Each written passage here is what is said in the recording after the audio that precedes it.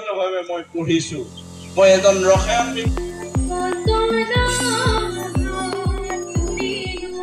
ভাৰতবৰ্ষই স্বাধীনতা লাভ কৰা পাকবৰ্ষত 1946 চনত স্থাপন হোৱা 617 নম্বৰ দক্ষিণ বোকৰাজৰ প্ৰাথমিক বিদ্যালয়খনে এইবেলি মহাৰাজত জয়ন্তী উদযাপন কৰে। মহাৰাজত জয়ন্তী উপলক্ষে 27, 28, 29 জানুৱাৰীৰ পৰা বিভিন্ন কাৰ্যসূচীৰে অনুষ্ঠিত হোৱা অনুষ্ঠানখনি আজি তৃতীয় দিনৰ পুৱা 9 বজাত সাংস্কৃতিক শোভাযাত্ৰা, 11 বজাত মুকলি সভা অনুষ্ঠিত হয়। মুকলি সভা উদ্বোধন কৰে সাংস্কৃতিক সংগঠক তৰুণ আজাদ ডেকাই। সভাটো সভাপতিত্ব কৰে বিটিআৰ কাৰ্যবাহী সদস্য দিগন্ত বৰুৱাই। স্মৃতি গ্ৰন্থ এখনি উন্মোচন কৰে অৱসৰী আয়ুক্ত সচিব থানেশ্বৰ মালাকাৰে। নিৰ্দিষ্ট বক্তা হিচাপে মংগলদৈ মহাবিদ্যালয়ৰ অধ্যক্ষ ডক্টৰ কমলাকান্ত বৰাদেৱ উপস্থিত থাকে। উদযাপন সমিতিয়ে জানিবলৈ দিয়া মতে সন্ধিয়া আমন্ত্ৰিত শিল্পীৰ দ্বাৰা সাংস্কৃতিক অনুষ্ঠান পৰিৱেশনৰ পিছতে মহাৰাজত জয়ন্তীৰ সফল সামৰণি পৰিব। আপোনাসকলক প্ৰথমতে ধন্যবাদ জ্ঞাপন কৰিছোঁ।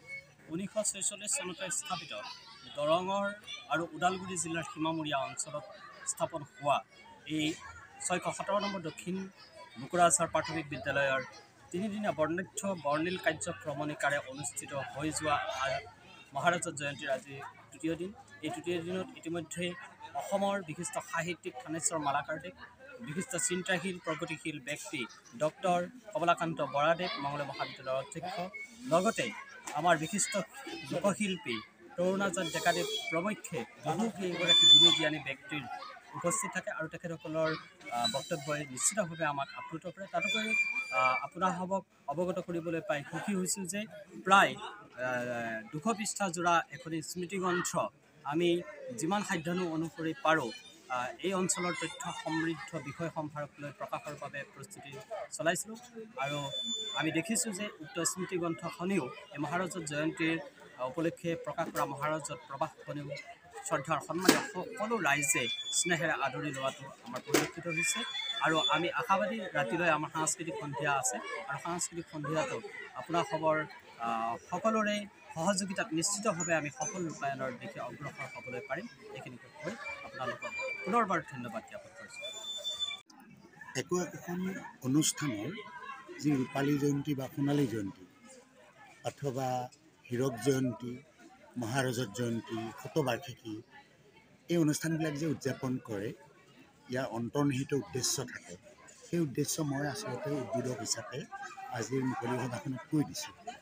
ইয়াৰ মুখ্যতঃ দুটা উদ্দেশ্য। প্ৰথম উদ্দেশ্য হ'ল অনুষ্ঠানটোৰ এৰি অহা দিনবিলাকৰ এটা মূল্যায়ন কৰা আৰু দ্বিতীয় উদ্দেশ্য হ'ল এই অনুষ্ঠানটো গঠন কৰোঁতে অথবা ইয়াৰ বিকাশ সাধন কৰোঁতে, ইয়াৰ উত্তৰণ ঘটাওঁতে যিসকলে সীমাহীন কষ্ট ত্যাগ স্বীকাৰ কৰিছে তেওঁলোকৰ প্ৰতি শ্ৰদ্ধা জনোৱা, তেওঁলোকক সম্বৰ্ধনা জনোৱা, তেওঁলোকক আদৰণি জনোৱা, এইটো দ্বিতীয় উদ্দেশ্য।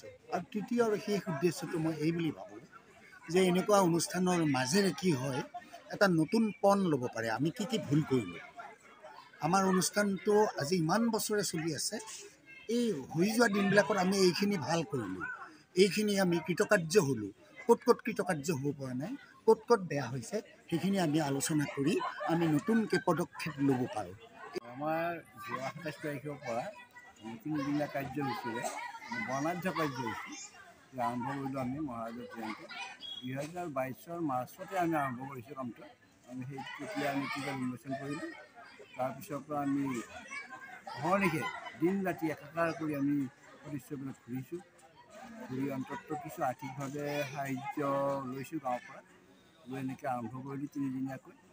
প্ৰথম দিনাখন আমাৰ 75খন পতাকা আৰু মূল পতাকাখন উঠোৱা হৈছে। আমাৰ দিগন্ত বৰুৱা ইয়ান তেওঁ উঠাইছে মূল পতাকাখন আৰু আমাৰ গাঁৱৰ আশে পাশে থকা মানুহবিলাকে বাকী 74খন পতাকা উঠাইছে উত্তোলন কৰিছে। সেইদিনাখনে আমাৰ মূল গেটটো উন্মোচন কৰা হৈছে। মূল গেটৰ দাতা হৈছে আমাৰ হৰমোহন ডেকা, এজন ৰিটায়াৰ শিক্ষক। তেওঁ এই গেটটো উন্মোচন কৰিলে আমাৰ দেওমণি কলেজৰ অধ্যক্ষ, প্ৰাক্তন অধ্যক্ষ মতিৰাম শইকীয়া। ইফালে আমাৰ যিটো আমাৰ স্মৃতিসৌধ বনোৱা হৈছে এইটো উন্মোচন কৰিছে দাতা হৈছে আমাৰ শম্ভুৰাম ডেকা আৰু উন্মোচন কৰিলে খৈৰাবাৰী কলেজৰ জ্যেষ্ঠ প্ৰবক্তা ডক্টৰ উত্তম কলিতা তেওঁ কৰিছে। তাৰপিছতে দ্বিতীয় দিনা কাৰ্যসূচী আমাৰ আছিলে আমাৰ নপুৰণি ছাত্ৰ সন্মিলন। সেইটো আছিলে, সেইটোতো আমি বিশেষভাৱে সফলতা অৰ্জন কৰিব পাৰিছোঁ বুলি ভাবিছোঁ। বহু ঠাইৰ পৰা আমাৰ ল'ৰা ছোৱালী আহিছে, বাহিৰত থকাবিলাকো আহিছে।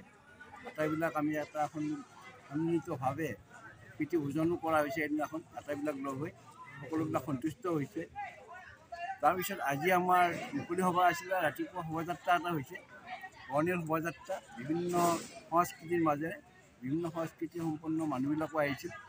তেওঁলোকে আহি পেলাই ইয়াত যোগ দিছে। প্ৰায় 2 কিলোমিটাৰমান ৰাস্তা আমাৰ শোভাযাত্ৰা কৰা হ'ল। তাৰপিছতে আমাৰ মূল সভাখন আৰম্ভণি কৰিলোঁ। মূল সভাত আমি মাতিছিলোঁ, নিৰ্দিষ্ট বক্তা হিচাপে আমি মাতিলোঁ আমাৰ ডক্টৰ কমলা বৰা, মঙলদৈ কলেজৰ অধ্যক্ষ। আৰু আমাৰ যিয়ে উদ্বোধন কৰিব লাগে সেইজন আমাৰ দিলীপ শইকীয়া আছিলে, কিন্তু তেওঁ বিশেষ কাৰণত দিল্লীলৈ যাবলগীয়া হোৱাত আমাৰ এজন জ্যেষ্ঠ সাহিত্যিক তৰুণাজত ডেকাক আমি সেই দায়িত্বভাৰ আহ্বান কৰিলোঁ। তেওঁ দায়িত্বটো ল'লে। তাৰপিছত মুখ্য অতিথি হিচাপে মাতিলোঁ আমাৰ প্ৰাক্তন সাংসদ মাধৱ ৰাজবংশীক। তাৰপিছতে আমাৰ আৰু 2-4জন আমি মানুহ মাতিলোঁ। এনেকৈ আমি মূল সভাখন আমি শেষ কৰিছোঁ। আমাৰ স্মৃতিগ্ৰন্থ এখন আমি উলিয়ালোঁ।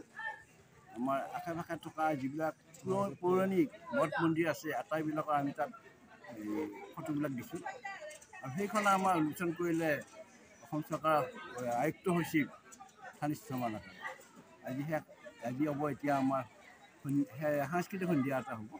তাতো এজন আমি শিল্পী মাতিছোঁ গুৱাহাটী, গণদেৱ কাকতি। তেওঁ আহি পাব অলপ পিছতে।